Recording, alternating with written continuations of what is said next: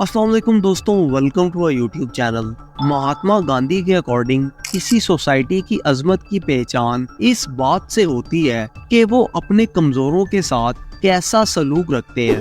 آپ یقیناً سوچ رہے ہوں گے کہ سوسائٹل سٹینڈرڈز کا تذکرہ میں نے کیوں چھیڑا ہے۔ اس کی ایک بہت ٹھوس ریزن ہے، اور وہ ہے اس سوسائٹی، اس ملک اور یہاں کے لوگوں کی انسینسٹیوٹی، ان اویئرنس اور جہالت۔ میں جہالت جیسا بیٹر ورڈ یوز کرنے پہ آج کیوں مجبور ہوں؟ وجہ جب آپ کے علم میں آئے گی تو آپ کو یہ ورڈ اس سوسائٹی کے لیے بالکل جسٹیفائیڈ لگے گا، بلکہ بہت سے لوگوں کو شاید اس سے بھی بیٹر ورڈ سوٹیبل لگے گا، کیونکہ جو حادثات اور واقعات اس سوسائٹی میں پیش آتے ہیں اور پبلک کا جو اس پہ ریئیکشن آتا ہے، اس کے بعد یہ ایک باشعور اور باضمیر معاشرہ کہلانے کے لائق تو ہرگز نہیں ہے۔ آج میرے پاس بیان کرنے کو کوئی تجسس بھری کہانی نہیں ہے، نہ ہی ہم کسی ہسٹوریکل مسٹری کو انفولڈ کرنے جا رہے ہیں، بلکہ آج تو ہم ایک بہت سادی کہانی کا پس منظر جاننے جا رہے ہیں۔ وہ کہانی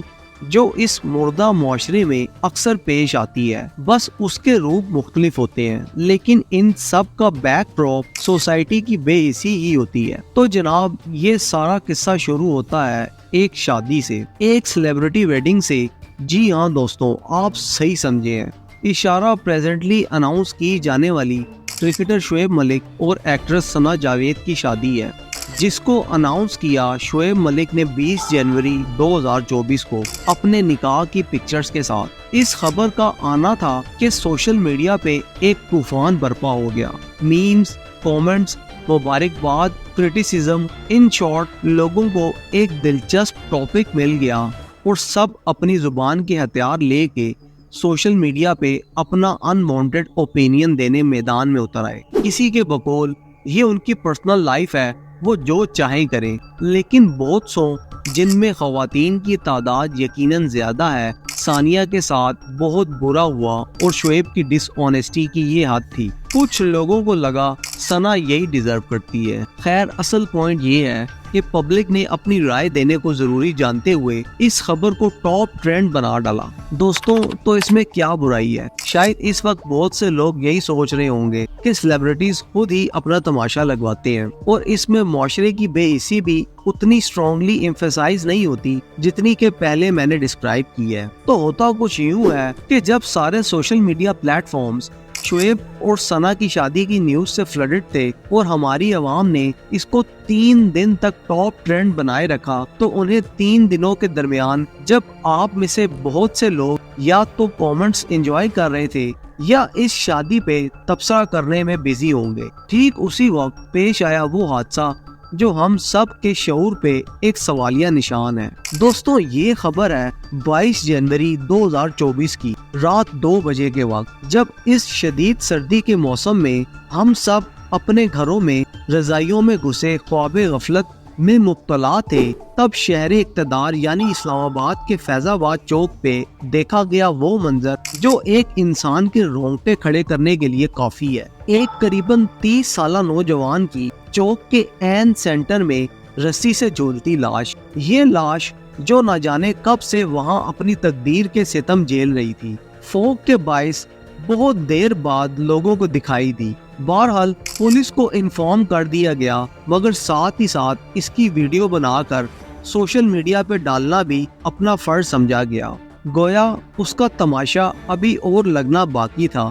جس نے نامعلوم کس تماشے یا تماچے سے بچنے کے لیے یہ قدم اٹھایا تھا، یا شاید اس بے جان سوسائٹی کے کسی بے حس نے وہاں لٹکا دیا تھا۔ پولیس کی انیشیل انکوائری کے اکارڈنگ اس شخص، جس کا نام عمر شاہین ہے، جو کہ عمر بہادر کا بیٹا، اسلام آباد کے I-9 سیکٹر کا ریزیڈنٹ اور مردان سے بلانگ کرتا تھا، نے خودکشی کی ہے، جس کی وجوہات ابھی انکلیئر ہے، لیکن بہت سے ریسورسز کے اکارڈنگ یہ غربت کی وجہ سے جانے والی جان ہے۔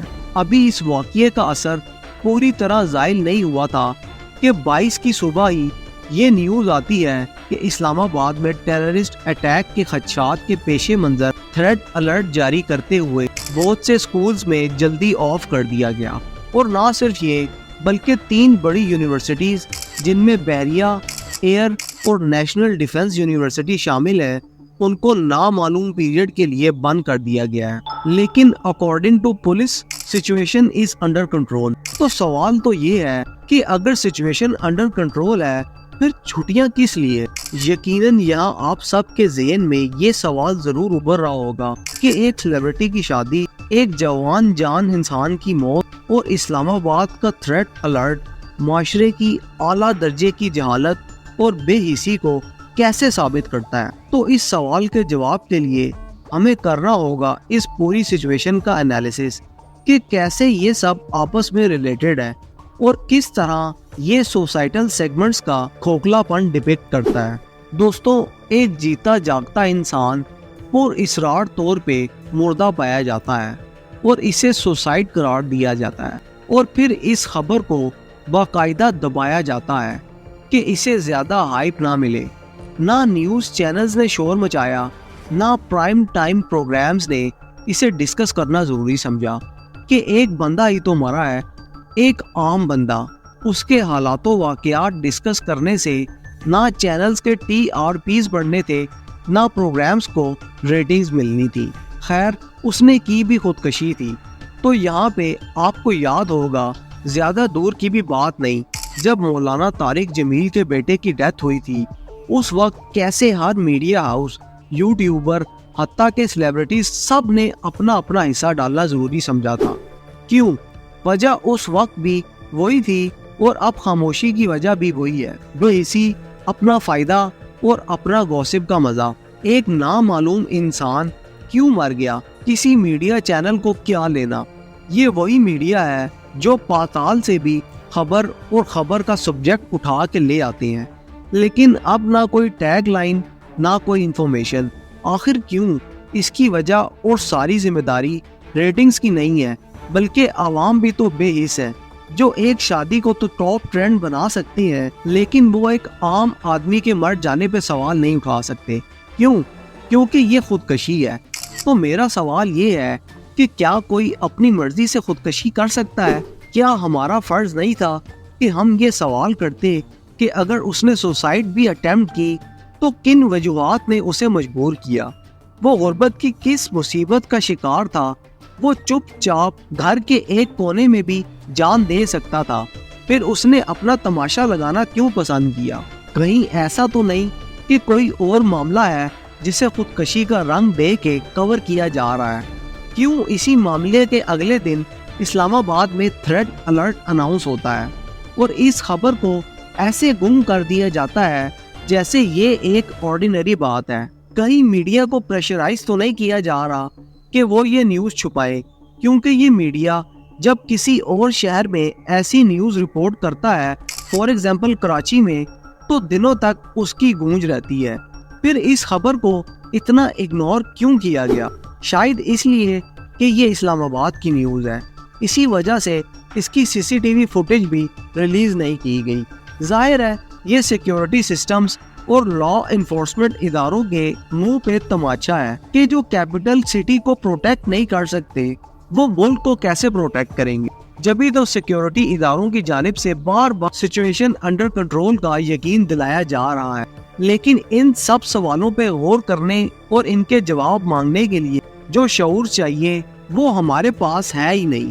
ہماری دلچسپی شعیب کی شادی میں ہے اور ضمیر تو ہمارا گہری نیند سو رہا ہے۔ تو پھر اس قوم میں آئے روز عمر شاہین ایسے ہی چوکوں پہ لٹکے نظر آتے رہیں گے، مگر ہمارے پاس اس کی موت پہ جواب طلبی سے زیادہ اہم گوسپ ہوگا۔ سو کالڈ میڈیا کے پاس ریٹنگز لانے کے لیے کوئی تھرڈ کلاس ایشو اور گورنمنٹ کے پاس معاملہ دبانے کی ٹیکٹکس ہوں گی۔ کیا ہم سب باحیثیت ایک سوسائٹی کے اس سوسائڈ کے ذمہ دار نہیں ہیں؟ لیکن خیر، اس پہ کون سوچے کہ خودکشی کے پیچھے بھی کوئی قاتل ہوتا ہے جو اس نوبت تک انسان کو لے آتا ہے۔ یہاں قاتل کون ہے؟ شاید ہمیں اس سوال کا جواب معلوم ہے، اسی لیے ہم نے اپنے ضمیر کو گوسپ کی ڈوز دے کر سلا رکھا ہے۔ تو دوستوں، یہ تھی ہماری اب تک کی ویڈیو، امید ہے آپ کو پسند آئی ہوگی۔ ایسی مزید انٹرسٹنگ ویڈیوز دیکھنے کے لیے ہمارے چینل کو سبسکرائب کریں اور ساتھ ہی لگے بیل کے بٹن کو پریس کر دیں تاکہ ایسی مزید انٹرسٹنگ ویڈیوز آپ تک پہنچتی رہیں۔ اب تک کے لیے اتنا ہی، ملتے ہیں اگلی ویڈیو کے ساتھ، تب تک کے لیے اللہ حافظ.